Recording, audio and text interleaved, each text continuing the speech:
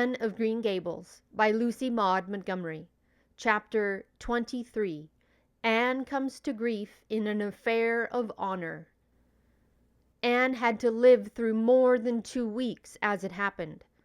Almost a month having elapsed since the liniment cake episode, it was high time for her to get into fresh trouble of some sort. Little mistakes, such as absent-mindedly emptying a pan of skim milk into a basket of yarn balls in the pantry instead of into the pig's bucket, and walking clean over the edge of the log bridge into the brook while wrapped in imaginative reverie, not being worth counting. A week after the tea at the manse, Diana Barry gave a party. "Small and select," Anne assured Marilla. "Just the girls in our class." They had a very good time, and nothing untoward happened until after tea, when they found themselves in the Barry garden, a little tired of their games and ripe for an enticing form of mischief which might present itself. This presently took the form of daring. Daring was the fashionable amusement among the Avonlea small fry just then. It had begun among the boys, but soon spread to the girls, and all the silly things that were done in Avonlea that summer, because the doers thereof were dared to do them, would fill a book by themselves.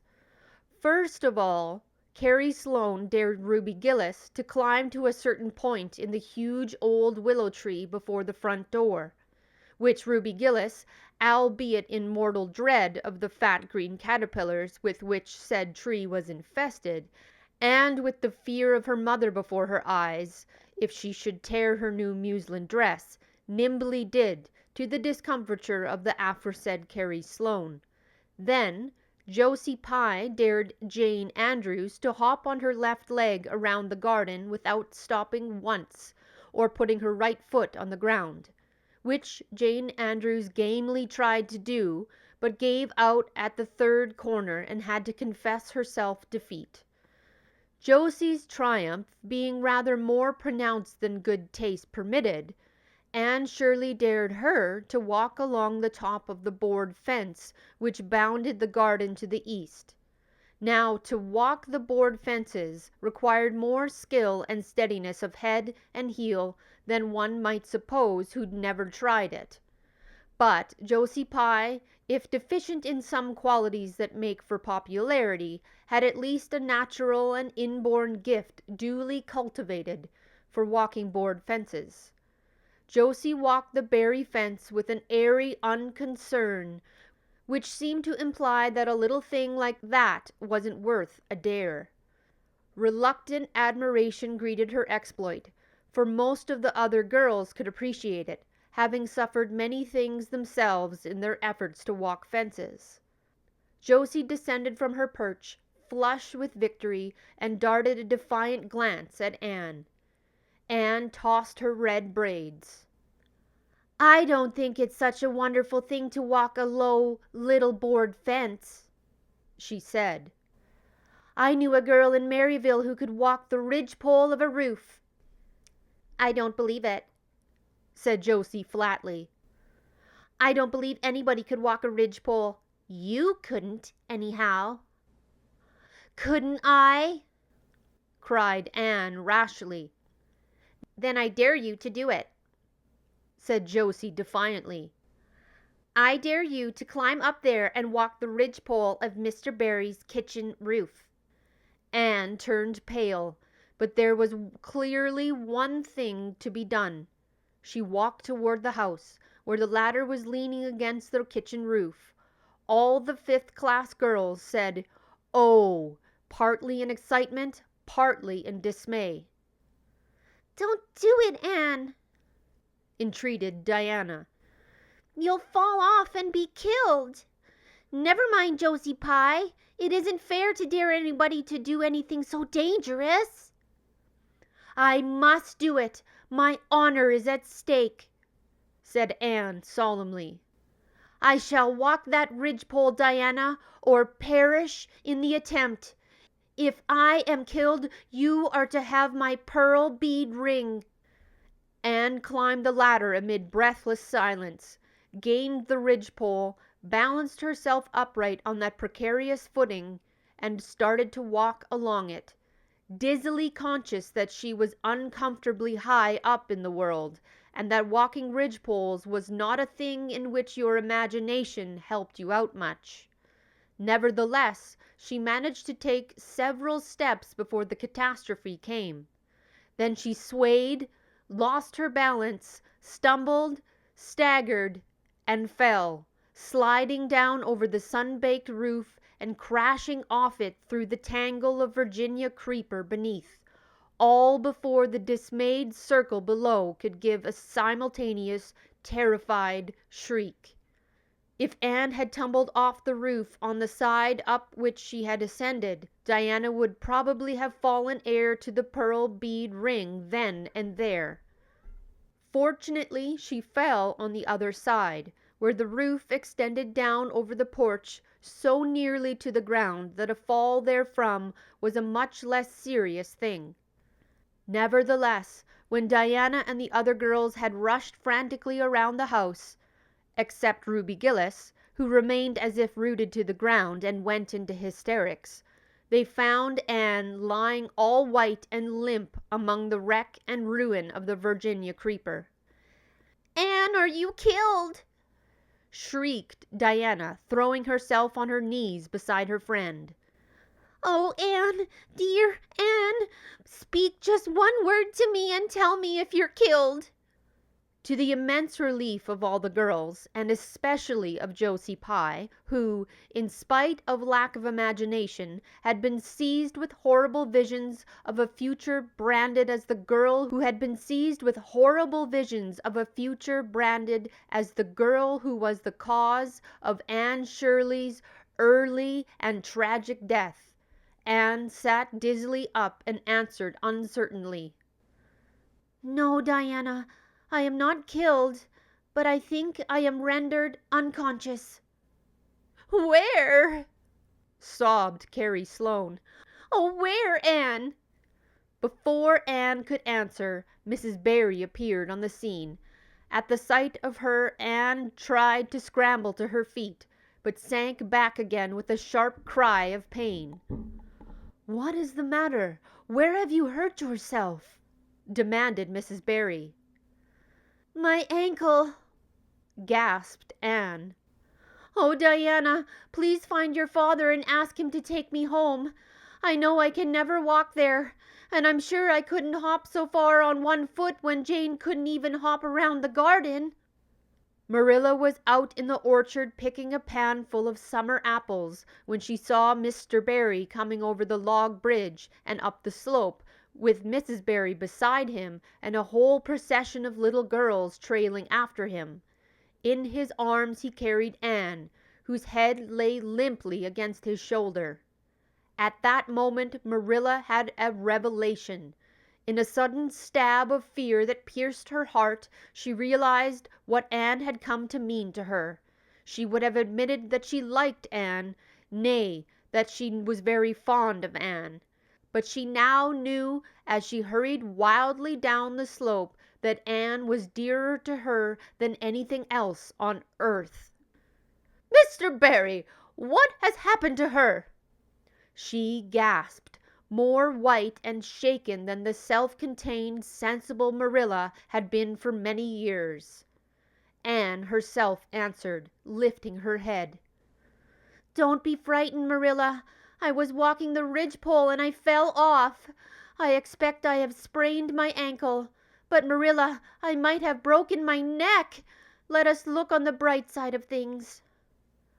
"I might have known you'd go and do something of the sort when I let you go to that party," said Marilla, sharp and shrewish in her very relief. "Bring her here, Mr. Barry, and lay her on the sofa. Mercy me, the child has gone and fainted." It was true. Overcome by the pain of her injury, Anne had one of her wishes granted to her. She had fainted dead away. Matthew, hastily summoned from the harvest field, was straightway dispatched for the doctor, who in due time came to discover that the injury was more serious than they had supposed. Anne's ankle was broken. That night, when Marilla went up to the east gable, where the white-faced girl was lying, a plaintive voice greeted her from the bed. "Aren't you very sorry for me, Marilla?" "It was your own fault," said Marilla, twitching down the blind and lighting a lamp. "And that's why you should be sorry for me," said Anne. "Because the thought that it is all my own fault is what makes it so hard. If I could blame it on anybody, I would feel so much better. But what would you have done, Marilla, if you had been dared to walk a ridgepole?" "I'd have stayed on good firm ground and let them dare away. Such absurdity," said Marilla. Anne sighed. "But you have such strength of mind, Marilla. I haven't. I just felt that I couldn't bear Josie Pye's scorn. She would have crowed over me all my life, and I think I have been punished so much that you needn't be very cross with me, Marilla. It's not a bit nice to faint after all, and the doctor hurt me dreadfully when he was setting my ankle. I won't be able to go around for 6 or 7 weeks, and I'll miss the new lady teacher. She won't be new any more by the time I'm able to go to school. And Gil, everybody will get ahead of me in class. Oh, I am an afflicted mortal, but I'll try to bear it all bravely, if only you won't be cross with me, Marilla." There, I'm not cross," said Marilla. "You're an unlucky child, there's no doubt about that. But as you say, you'll have the suffering of it. Here now, try and eat some supper." "Isn't it fortunate I've got such an imagination?" said Anne. "It will help me through splendidly, I expect. What do people who haven't any imagination do when they break bones, do you suppose, Marilla?" Anne had good reason to bless her imagination many a time and oft during the tedious 7 weeks that followed. She was not solely dependent on it. She had many visitors, and not a day passed without one or more of the schoolgirls dropping in to bring her flowers and books and tell her of all the happenings in the juvenile world of Avonlea.